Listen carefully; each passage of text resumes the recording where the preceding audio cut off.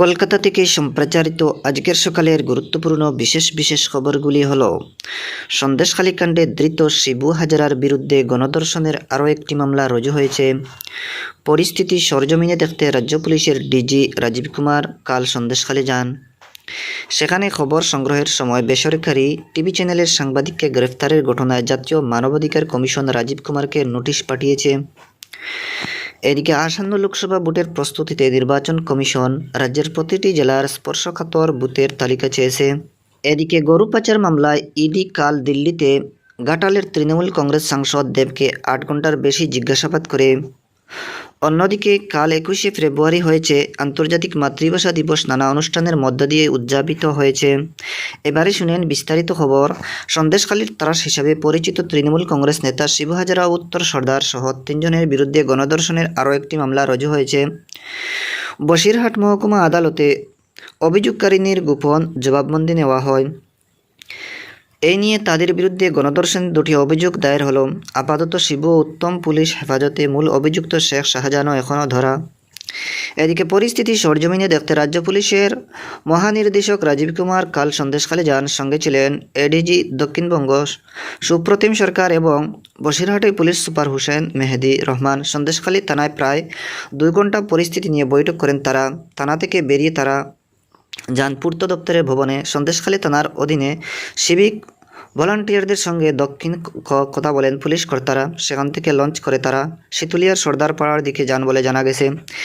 এদিকে আমাদের সংবাদদাতা জানাচ্ছেন, সন্দেশখালীর দামাখালী, তুষখালী ও খুলনা সহ 5টি ফেরিঘাট এবং ত্রিমোহিনী বাজারে 10টি সিসি ক্যামেরা বসানো হয়েছে। সন্দেশখালীর ঘটনা নিয়ে রাজ্য সরকারের কড়া সমালোচনা করেছে বিজেপি নেতা রবিশঙ্কর প্রসাদ।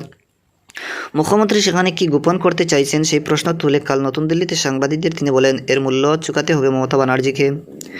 এদিকে সন্দেশখালীতে খবর সংগ্রহের সময় একটি বেসরকারি টিভি চ্যানেলের সাংবাদিককে গ্রেফতারের ঘটনা জাতীয় মানবাধিকার কমিশন রাজ্য পুলিশের ডিজি রাজীব কুমারকে নোটিশ পাঠিয়েছে।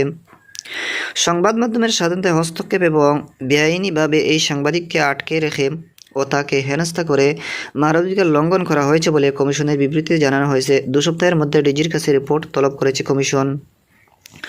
অন্যদিকে সন্দেশখালী যাওয়ার পথে বাধা পেয়ে আইপিএস অফিসার যশপ্রীতি সিং এর উদ্দেশ্যে বিজেপি নেতৃত্বের খালিস্তানি মন্তব্যকে কেন্দ্র করে কালো শিখ সম্প্রদায়ের মানুষ রাজ্যের বিভিন্ন প্রান্তে প্রতিবাদ বিক্ষোভ সামিল হন। মুরলীধর সেন লেনে রাজ্য বিজেপির কার্যালয়ের সামনে জমায়েত করে বিক্ষোভ দেখান তারা। অবিলম্বে ওই মন্তব্যের জন্য বিজেপি নেতাদের কাছে ক্ষমা প্রার্থনার দাবি জানিয়েছেন তারা। মহাত্মা গান্ধী রোড থেকে বিজেপির সদর দপ্তর পর্যন্ত মিছিল করে যান শেখ সম্প্রদায়ের মানুষজন। এদিকে বিজেপির আইটি সেলের নেতা অমিত মালব্য অবশ্য এক্স হ্যান্ডেলে দাবি করেছেন, দক্ষিণ কলকাতার যুব তৃণমূল সহ সভাপতি মুরলীধর সেন লেনের বিক্ষোভে নেতৃত্ব দিচ্ছেন। সন্দেশখালী থেকে নজর এড়াতেই তৃণমূল কংগ্রেস এই বিতর্ক তৈরি করেছে।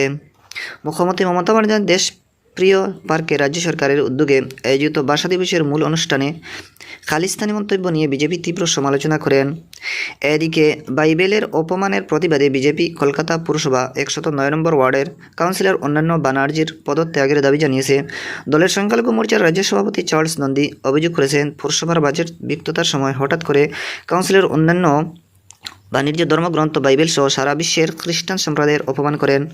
ওই মন্তব্যের প্রতিবাদে সংখ্যালঘু মোর্চা কাল হাজারা মোড় থেকে কালীঘাটে মুখ্যমন্ত্রী বাড়ি পর্যন্ত মিছিল করতে গেলে পুলিশ রাজ্য সভাপতি চার্লস নন্দী সহ 25 জনের বেশি কর্মীকে গ্রেফতার করে লালবাজারে নিয়ে যায়।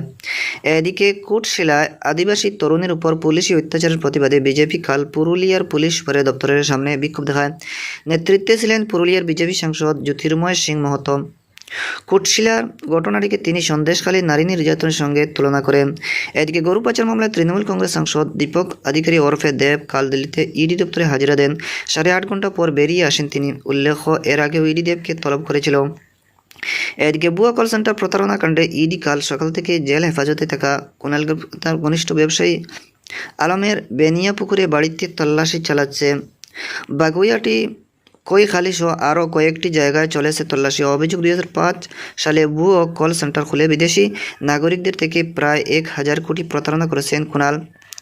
সিআইডি হেফাজতে থাকাকালীন নিজের কয়েকজন সহযোগীকে ফোন করে প্রমাণ লুপাটেরও চেষ্টা করেন তিনি। এদিকে অবসরপ্রাপ্ত কর্মীদের পিএফ টাকা না মেটানো এবং ভুয়ো ডিরেক্টর নিয়োগের মামলায় ইডি আধিকারিকরা গতকাল গভীর রাত পর্যন্ত 3 জায়গায় তল্লাশি চালান। এর মধ্যে আছে হাওড়ার সাকরাইলের ডেল্টা জুট মিলের মালিক সঞ্জীব জনজনওয়ালার বালিগঞ্জের বাড়ি এবং কাউন্সিলর হাউস স্ট্রিটে আরও একটি অফিস। এদিকে আসন্ন লোকসভা ভোটের প্রস্তুতি নির্বাচন কমিশন রাজ্যের প্রতিটি জেলা স্পর্শকাতর বুথের তালিকা চেয়ে পাঠিয়েছে। প্রত্যেকটি লোকসভা কেন্দ্রের অধীনে কতগুলি করে স্পর্শকাতর বুথ রয়েছে জেলা শাসকদের চিঠি দিয়ে তার তালিকা চাওয়া হয়েছে। পাশাপাশি জেলা স্পর্শকাতর অঞ্চলের সংখ্যাও জানতে চাওয়া হয়েছে। কালকের মধ্যে এই তালিকা পাঠানোর নির্দেশ দিয়েছেন মুখ্য নির্বাচন আধিকারিক আরিজ আফতার। একই সঙ্গে 2019-এর তুলনায় স্পর্শকাতর বুথ ও স্পর্শকাতর অঞ্চলের সংখ্যা বেড়েছে কিনা সেই রিপোর্টও চাওয়া হয়েছে বলে কমিশন সূত্রের খবর। জানা গেছে স্পর্শকাতর বুথের উপর নির্ভর করেই লোকসভা কেন্দ্রগুলিতে আধা সেনা মোতায়েন করা হবে। এদিকে 100 দিনের কাজ সহ বিভিন্ন কেন্দ্রীয় প্রকল্পের রাজ্যে বকেয়া নিয়ে কাল ফের দুপক্ষের মধ্যে সচিব পর্যায়ের বৈঠক বসে। অর্থ সচিব মনোজ পন্থের নেতৃত্বে রাজ্যের 4 দপ্তরের সচিব ওই বৈঠকে কেন্দ্রীয় প্রতিনিধিদের সঙ্গে আলোচনা করেন। গত 23 জানুয়ারি কেন্দ্র রাজ্য আধিকারিক স্তরে প্রথম বৈঠক হয়, যদিও সেই বৈঠকে কোনো চূড়ান্ত সিদ্ধান্ত গৃহীত হয়নি। এদিকে জনসাধারণকে তাদের লোকসভা কেন্দ্রের বিশদ তথ্য এবং সেই এলাকায় চালু থাকা বিভিন্ন কেন্দ্রীয় সরকারি প্রকল্প উন্নয়ন সম্পর্কে অবহিত করতে আকাশবাণী কলকাতার সংবাদ বিভাগ শুরু করেছে বিশেষ অনুষ্ঠান ভারত বিকাশ ডায়েরি। কাল থেকে প্রতিদিন রাত 8:50 গীতাঞ্জলি প্রচার তরঙ্গে শোনা যাবে 10 মিনিটের এই অনুষ্ঠান। এছাড়া অনুষ্ঠানটি সরাসরি সম্প্রচারিত হবে আমাদের সোশ্যাল মিডিয়া। প্রথম দিনের প্রতিবেদন থাকছে পুরুলিয়া লোকসভা কেন্দ্র। এদিকে কাল 21শে ফেব্রুয়ারি হয়েছে আন্তর্জাতিক মাতৃভাষা দিবস।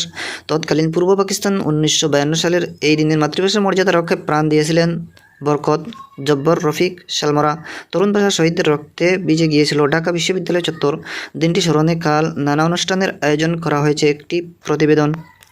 এদিকে মধ্য কলকাতায় ভারত সভার উদ্যোগে আন্তর্জাতিক মাতৃভাষা দিবসের অনুষ্ঠানে বক্তব্য রাখেন প্রাক্তন সাংসদ প্রদীপ ভট্টাচার্য, ডক্টর শঙ্কর কুমার নাথ প্রমুখ। দর্শক বন্ধুরা, আজকের সকালে গুরুত্বপূর্ণ বিশেষ খবর এখানেই সমাপ্তি।